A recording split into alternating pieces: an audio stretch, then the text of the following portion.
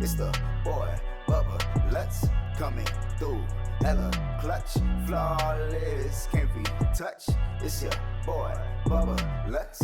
Yeah, I need that hot take. I need the truth and everything that is not fake. So tell me. Welcome back, Bubba Bunch, to another edition of the Bubba Let's Sports Podcast. It is episode 214, and today we're still talking football, even though the season's over. Look, it's the post-Super Bowl depression. There's no more football to prepare for or watch until September. And do we count the preseason? No, we won't count the preseason. But we have the draft in a few months. I gotta grind that and just study that for the next few months. Got the new job coming up. Most likely tomorrow I will start. And that's going to be a fun schedule to adjust to because my shifts are going to be 4 p.m. to 12 a.m. And I'm not a morning person. That's always going to be fun to adjust to where I have to get stuff done by noon and then get ready for work and prepare for an 8-hour shift that ends with complete darkness once I go outside. So watching film, getting ready for the draft is going to be a process, but I promise you that we'll do even more than what we did last year, which was a lot of fun to do as far as pre-analysis for the draft, who I think will be a stud, who I think is a bust, where I think the draft will go, and then post-analysis, I went heavy on that, but I could have done a lot more for that, so I promise you that soon it will happen to where you see a lot of me during that time. And maybe I want to do the draft again. I want to do a stream for that again, but hopefully we'll have a good schedule for that. As far as today goes, look, I was looking through the news, and I was saying, like, what's there to talk about? There's been a few things going around, and once I put to notes, I was like, it's all quarterbacks as of right now. So for us right now, since there's not much else to go into,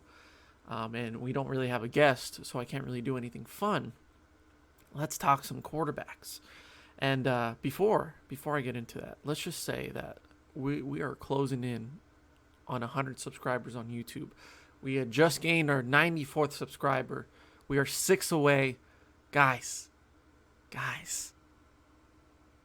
we're so close. We're so close.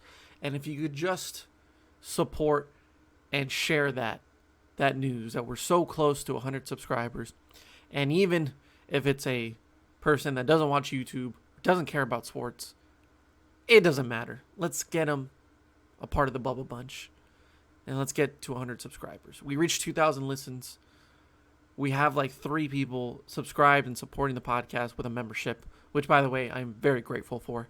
So if you want to become a member officially and give $1, $5, $10 a month for the podcast, it's anchor.fm/BubbaLutz, and it'll be in the description down below.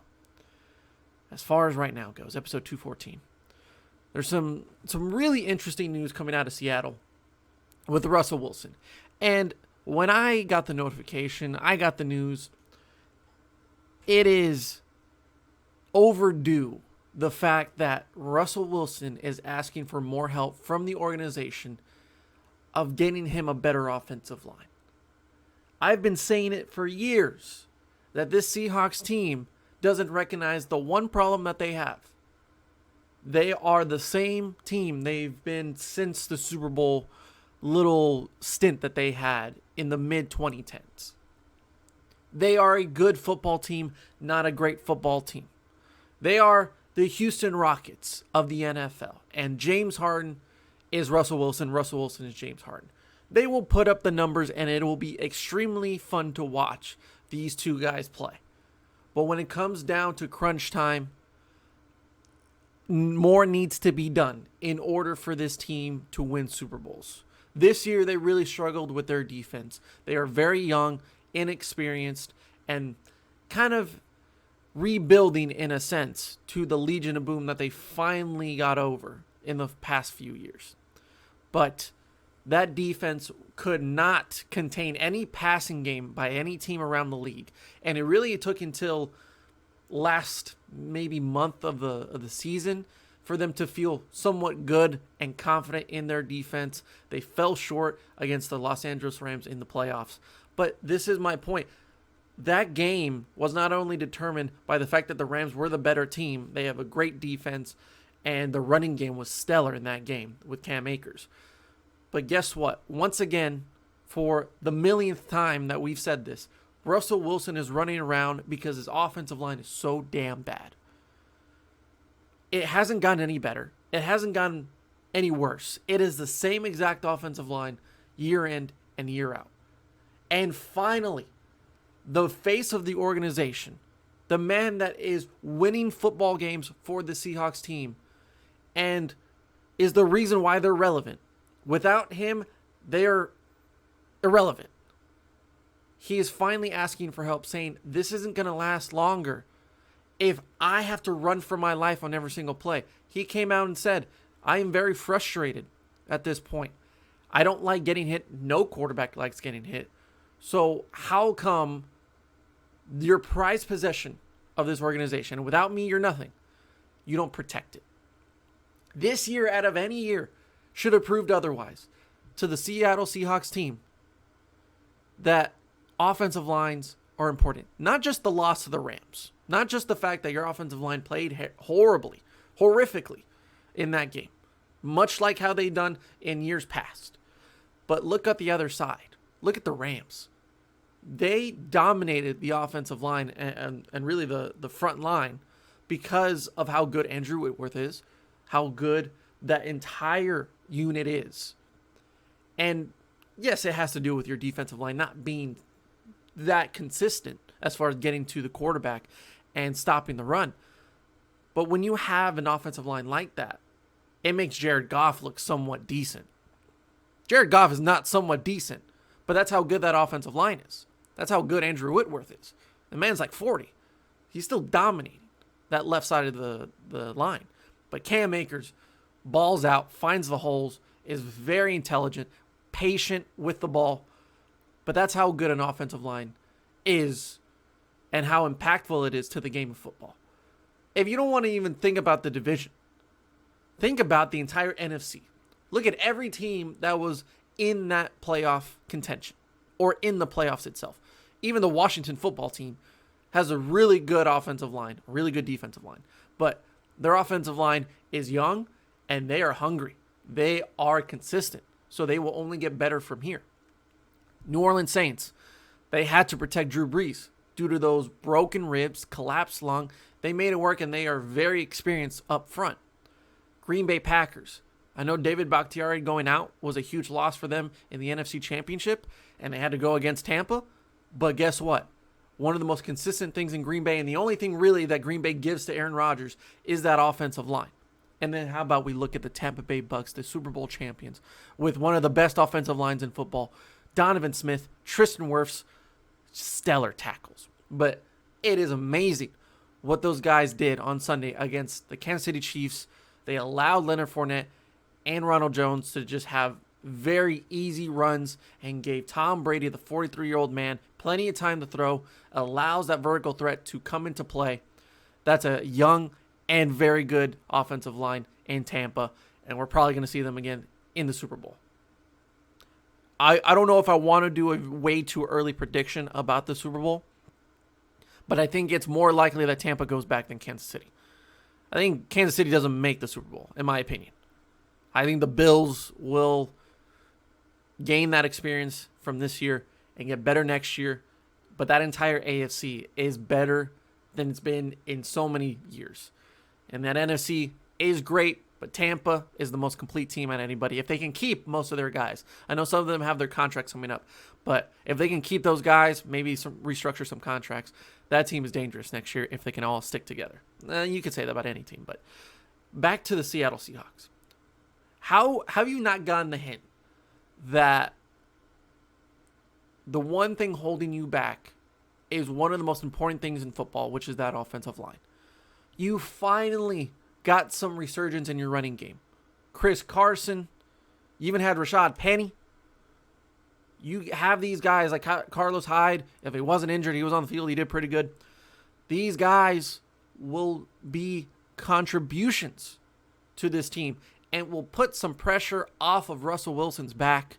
And the one thing that Russell Wilson struggled with this year, because that first month and a half, that's an MVP right there. He played tremendously. But as we went along, we realized that Wilson is having to do too much. He's putting the team on his back, and that's just not something that you need to do when you're that good of a player. He's forcing the ball down the field. He's not comfortable in the pocket. His awareness is as good as it can get, and yet it's not good enough because of how bad your offensive line is. So I am grateful that Russell Wilson is finally coming up and said, if you're not going to do anything about it, then what am I going to do? What else do I have to do in order to show you that without this, we're not getting that trophy? He was at the game on Sunday, and honestly, when they showed him on TV, he did not look happy. He looked frustrated, to say the least, alongside Roger Goodell. Pete Carroll is a great coach, but this idea that Pete Carroll's a top 5 coach in the NFL, just because they go 12-4 this season, it doesn't matter how your record is every year. You can be the Houston Rockets and win 50 games per year in a season, and James Harden can drop 60 in consecutive games. That doesn't matter when you get down to the playoffs and you don't play defense, or you think that jacking up threes is going to do the job against a better complete team like the Clippers or the Lakers. How can you even think about a championship when you can't even get past your Western Conference?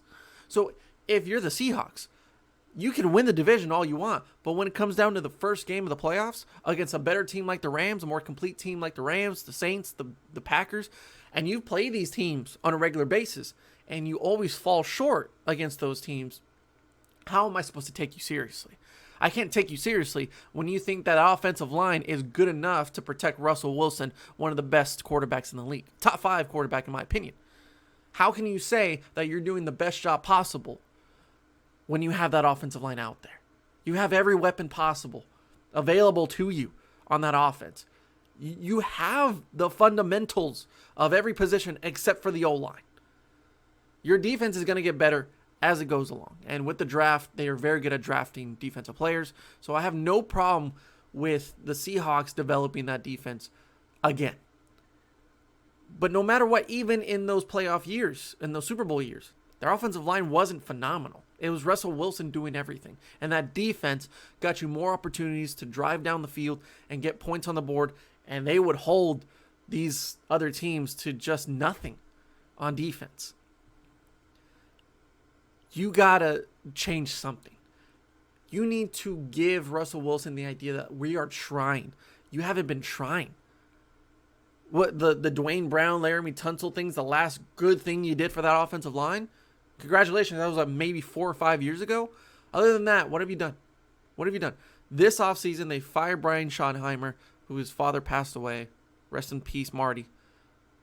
But Brian's out of there. They bring in Shane Waldron, previously worked with the Los Angeles Rams, and he was a passing game coordinator.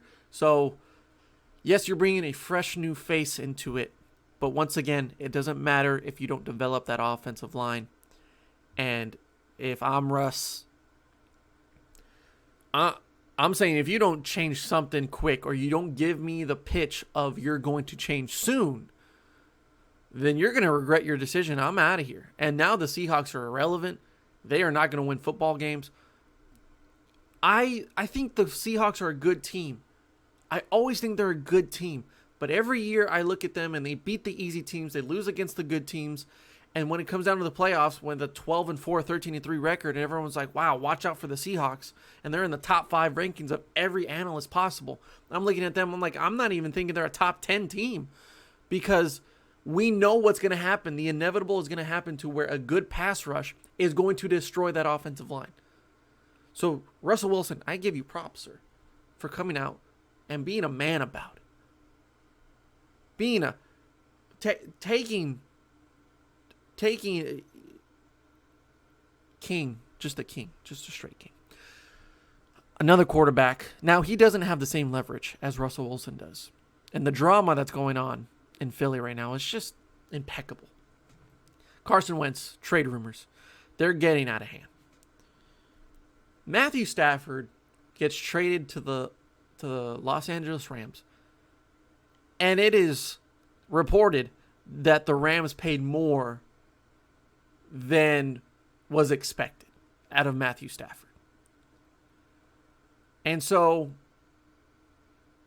here we are with a lesser proven quarterback, a quarterback that had the worst year of his career last year, had a meltdown mentally, and is probably,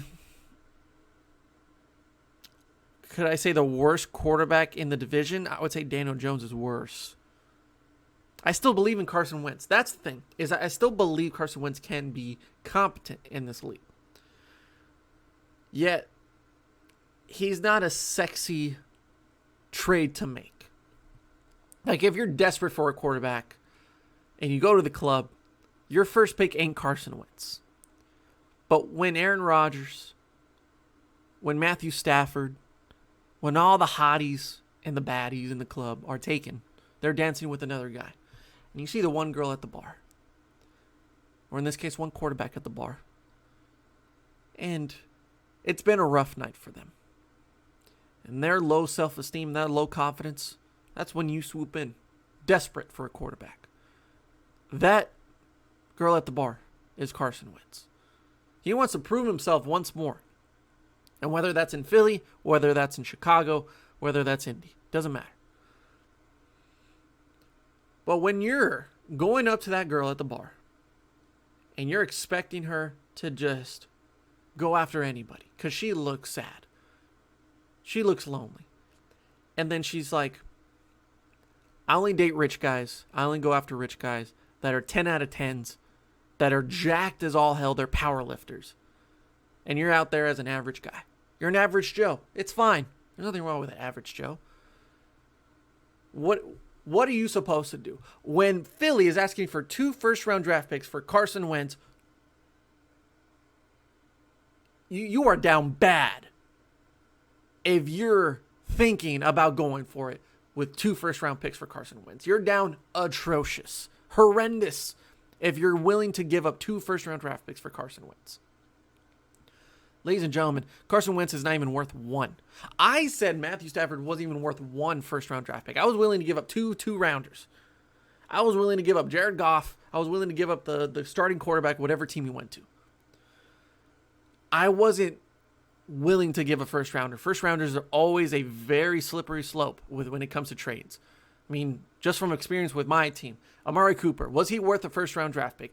As of right now, yes. But in that time, it was definitely a risky move for the Cowboys, and a lot of people disagreed whether or not he was worth a first-round draft pick. As far as Carson Wentz, he basically threw more times to the other team than he did his own team. And it was a bad organization, and it was coming to an end with Doug Peterson. But most of it had to do with Carson Wentz. I still think he has a chance to prove himself. I think that just mental state of dealing with Jalen Hurts behind him, the young buck coming out of Oklahoma, and second-round draft pick, the pressure got to him.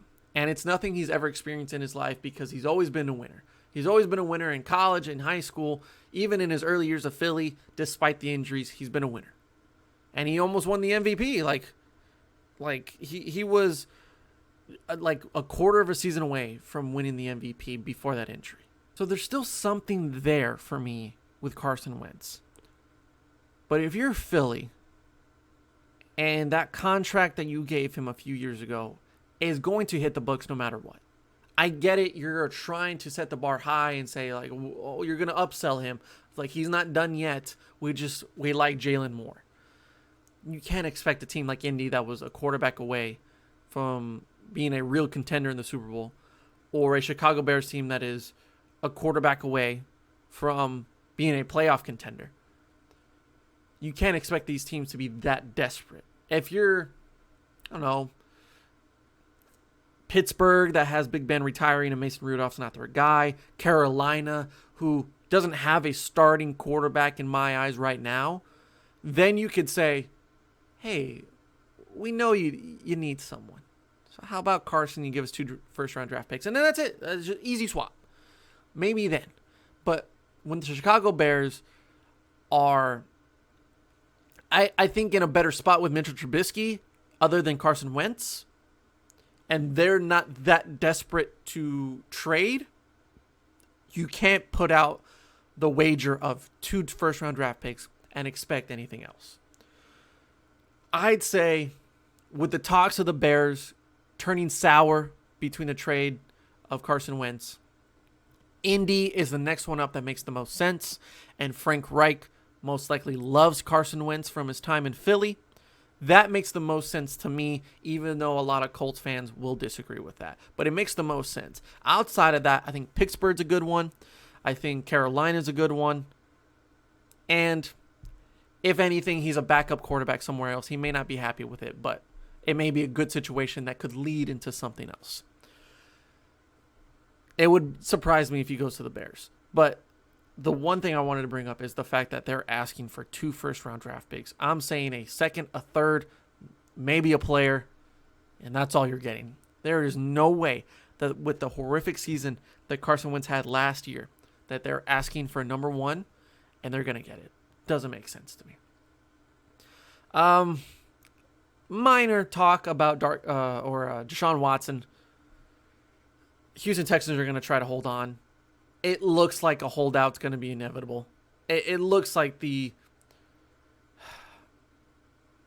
easy way out for Deshaun Watson of just holding out until they finally give up. But the fact that Houston is trying to mind control him and say like, oh, but we're a great organization and we're bringing in David Culley and we're gonna figure it out and eventually we'll be all right again. Like, we got to get past the Bill O'Brien era. And we brought in a new GM. Like, Deshaun, don't you think this is great? If I'm Deshaun, I'm like, okay, if I stay, I'm not going to have my number 1 receiver in Will Fuller because he's out. I'm not going to have the best defensive player that I've ever seen. And he's been playing for me. So damned if he plays for anybody else, and I'm scared. J.J. Watt, he's asking to be out.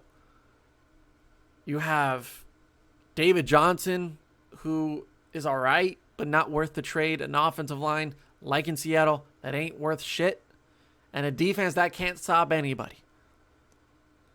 Even Ray Charles can see it. That's a bad defense. Deshaun is trying his best, but I think it's time to get real petty. I think it's time to get real petty for Deshaun Watson. Just absolutely trash on this organization. Say, Houston fans, I'm sorry, but I think all of you would agree that I deserve better. So let's just not appreciate what this organization has done for me, because they haven't done anything. They've just thrown it down the drain. So as of right now, Houston's trying, but we all know it's not going to work. Last thing I want to talk about, and it's a very, very sensitive topic, Dak Prescott. He was left out of the hype video for the Dallas Cowboys in 2021. They already talked to like personnel about how there's not much to look into in that. We didn't even think about that. And I just call BS, man. This team, we are. When did they get eliminated? Week 17. Week 17 was late December, early January. Can't remember the exact time. So we're a month past the Cowboys offseason beginning. Number 1 priority, and I have to do a priority moves for the Cowboys this offseason episode soon. Number 1 priority is signing Dak Prescott. Without Dak Prescott, this team is nothing. You can do all you want, but Week 17 Andy Dalton was typical Andy Dalton. Dak Prescott would have won that football game. He's ahead of schedule. He's out of his booth. He had a second surgery to nothing serious. I think it was just to help him out, and he's already out of the boot.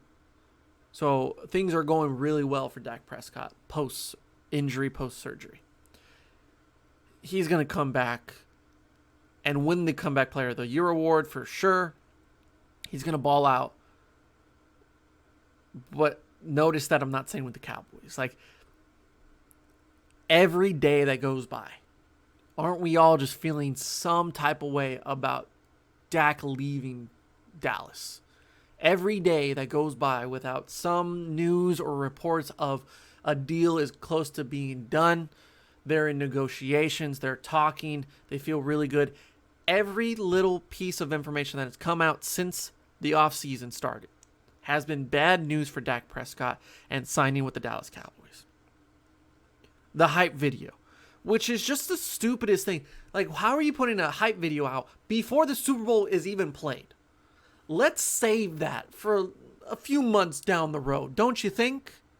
Maybe we should save that for like July, August, anytime after you sign Dak Prescott, because that is the face of your franchise. Let's save that for later. Forget about the hype video, because that's just stupid, and the Cowboys are stupid. How about Jerry Jones' grandson voting whether or not the Cowboys should sign Dak on Instagram, and he voted no. Kid, I watched you play in the state championship game a few years ago for Highland Park. You're a good kid. You're a really good kid. And you throw the ball pretty good. You throw the ball good. Read the room, dude. Read the room. You're the grandson of Jerry Jones, who's in the middle of a negotiation to sign their franchise quarterback. And people can see what you say. People know. Like, if you're voting on that, there's results that come with the vote. What made you think that that wasn't going to be exploited?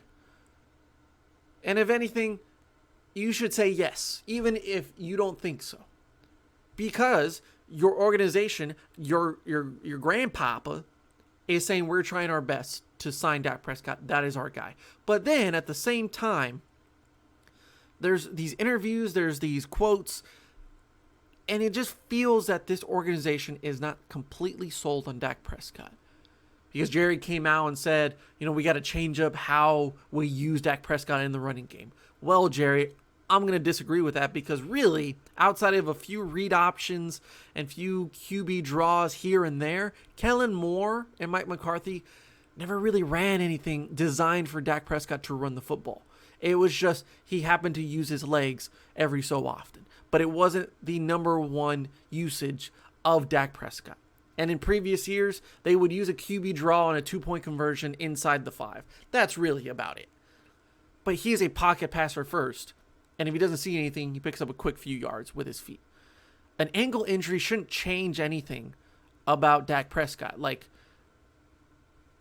the way that he injured that was very awkward. Like, it wasn't a common thing for that to happen. If it were to happen 100 times, that is 99 times a basic tackle. But it was weird. It was awkward. It wouldn't happen twice if you try to get lightning in a bottle. So why do you say, like, oh, now we gotta change things up and we can't fully believe in Dak Prescott running the ball anymore? He never did. When did you ever think that was a thing? So now we're putting it in the air and in the clouds that, like, maybe Dak's ankle isn't going to be fully healed and it will be the same. So now his digression in his running ability might want us to turn the other way. Maybe we let him go. Maybe we want a fresher guy that's not had a few injuries. Dak Prescott has been the most durable quarterback in the league ever since he entered. To be honest, outside of this injury that was 1 in a million, he's missed one game. I mean, I've seen him hurt his thumb. I've seen him crush his hand, take hits by Adrian Claiborne. Is that his name? I don't even remember the guy's name because he wasn't even that good.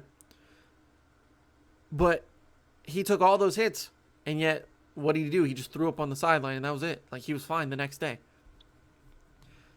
Why are we putting this idea out that Dak Prescott isn't the guy? I've seen nothing but proving that he's the guy. And then I don't know, man. Did you guys see the picture of I think it was a lady. She was at a gas station and then she met Jerry Jones. I truly don't know what I'd do if Jerry Jones was in the same gas station as me. Because yes, that is the owner of the Dallas Cowboys, and it's probably never going to happen again that I would meet Jerry Jones. At the same time, though, I have nothing but negative things to say about Jerry Jones. I don't think he's a good owner. I don't think he's willing to do what's best for the team. And no matter how many disagreements he has with that idea, or when he goes on the radio and he's shouting, he's really angry, he's hyped up, I just see a guy out of his realm. I see a guy that's outdated. He's a great salesman. If he was selling cars, boy, I'd buy a car off of him. It could be the worst piece of junk I've ever driven, and he would find a way to sell me that car. That's why he's the owner of the Dallas Cowboys. He sold you on the idea that they were going to be a Super Bowl team this year. They didn't even make the playoffs. They were terrible. They sold you on the idea that Ezekiel Elliott will be the next great Cowboys running back since Emmitt Smith. They sold you on the idea that Dez Bryant was still the number one receiver, even past his prime. So now what he's trying to do is sell you on the idea that that Dak Prescott is not the guy. He will give you little hints here and there, and then at the very end, he's like, come full circle, this is why, let's move on. And some Cowboys fans, some NFL fans are going to be like, you know what, I agree with Jerry Jones. I get where he's coming from. How can you trust his ankle? He just said it. He's a running quarterback. He likes to use his legs. Statistically, that is wrong. Statistically, that makes no sense for an argument.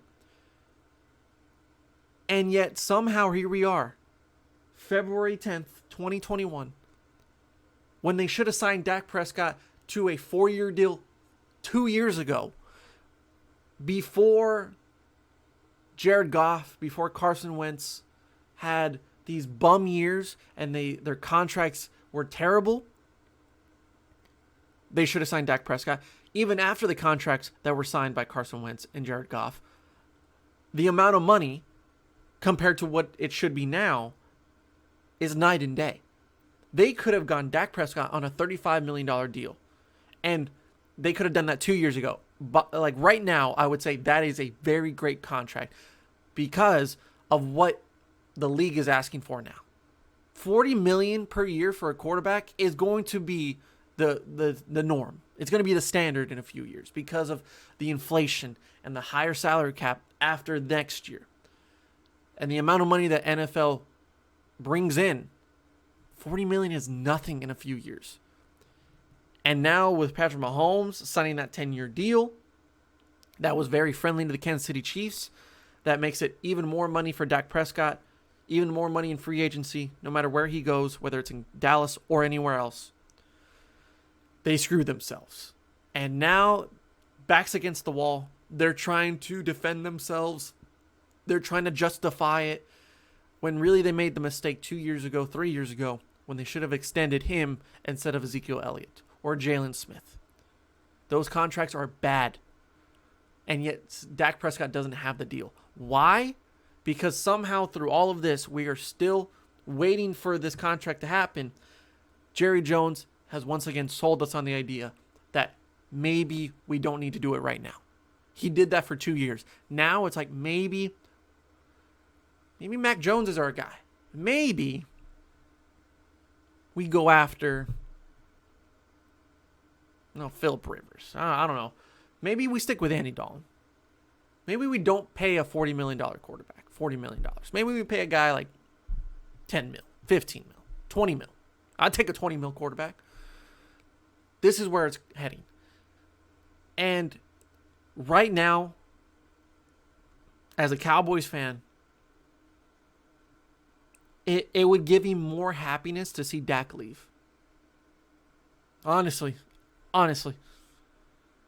Because someone asked a question on like TikTok that was like, if your current team didn't exist or just disappeared, what's the next NFL team you would go for? Who are you going to be a fan of? And really, I was thinking of some names, but my first instinct was wherever Dak goes, wherever Dak Prescott decides to go. Because that man is a representation of what the Cowboys should be. A fighter, a guy that wants to play for his team and bring back the Cowboys tradition of winning. He's a leader. He's a natural-born leader. He is loved by everybody in the community, around the league.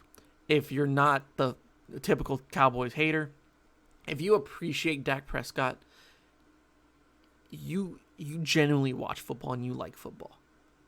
There are still people out there that hate Dak Prescott, and I don't know how many times I said this, but they are just psychotic. I can't comprehend what's going through their mind. And if he goes anywhere else, and it might just happen, I was thinking this is a hypothetical, but this might happen next season. If he's with any other team and he plays well, so many are going to switch their opinion. They're going to be like, wow, he's actually a really good quarterback. And I'm like, this is how he's always been. But you saw the star on his helmet. You saw the silver and blue. Your mind deceived you, sir. You just automatically went with like, oh, he's not good because he's a Cowboy. But as soon as he's in Denver orange and black, or he's in Washington, red and yellow, oh, it's a different story. Oh, he's a different quarterback. No, he's great. But you just want to hate the Cowboys. You want to hate Dak Prescott, who's been dealing with the most pressure out of any quarterback. And yet here he is, still fighting to get back in the league, still fighting to win. That's why I love Dak Prescott. And that's why he deserves so much better than the Dallas Cowboys, who are not going to win anything. Unless magic happens on defense. There's good individual players, but this defense, with their new defensive coordinator, Dan Quinn, it's like there's still a lot left to wonder about. But personnel is still an issue, and nothing right now shows me that they've done anything otherwise. So, based on how the NFC is, based on how great the Bucs are, the Packers are, Dallas is going to be maybe a playoff team, maybe a above 500 team, but that's pretty much it. I'm not sold on them anymore. I was sold on them last year because of Jerry Jones. He told me that this team was going to be amazing to watch. I stand corrected, So, ladies and gentlemen, here we are, February 10th, 2021, and the Cowboys still have not signed Dak Prescott or agreed to sign with Dak Prescott. I'm going to go cry now. Thank you for watching, and we'll see you next time on the Bubble Out Sports Podcast. Yeah, hold on. Tell me who's your top 5 quarterbacks right now, dead or alive, huh? And how much do you care about a ring if the best player got carried by the team? Now, would you lose if it meant a better draft pick? And do you cuss when your team get their ass kicked? Now, do you keep it classy or you keep it ratchet? For the man with the magic. Now, who is he? It's the boy, Bubba. Let's coming through.